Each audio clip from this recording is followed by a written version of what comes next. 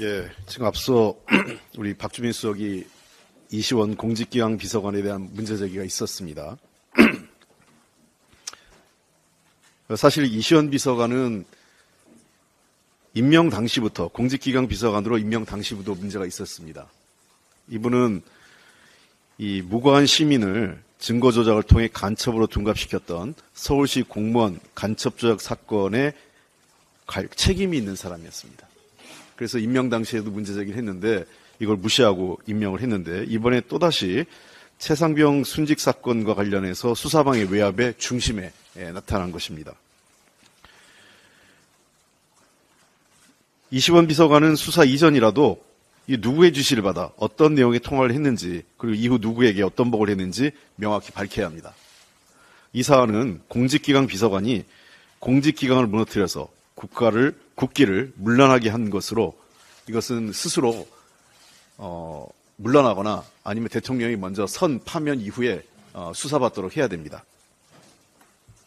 아울러 어제 경찰 조사를 받은 최상병 소속 부대 대대장 이모 중령이 진술서를 통해 임성근 전 사단장이 현장 지휘관의 수색 중단 건의를 묵살하고 무리한 수색을 밀어붙였다고 밝혔습니다.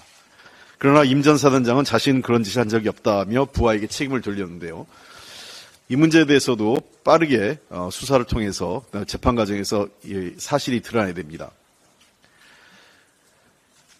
결국은 핵심 참모, 대통령실의 핵심 참모는 수사에 외압을 행사한 증거가 하나하나 드러나고 있고 임성근 전 사단장을 비롯한 핵심적인 책임자들은 혐의를 부인하거나 책임을 회피하기에 바쁜 모습입니다.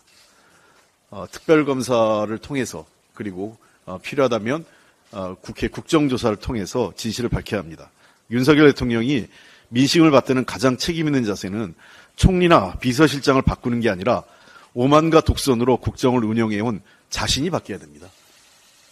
자신이 안 바뀌고 옆에 있는 참모나 그 관료들을 바꿔가지고 무슨 변화가 있겠습니까? 윤석열 대통령이 최상병 특검법을 지체 없이 받아들이는 것이 변화의 시작입니다. 만약에 대통령과 여당이 최상병 특검법의 국회 통과에 협조하지 않는다면 이번 총선의 민의를 정면으로 거스르는 거고 나아가서 더 큰 국민적 심판에 직면하게 될 겁니다. 이거 경고하는 겁니다. 대통령을 위해서.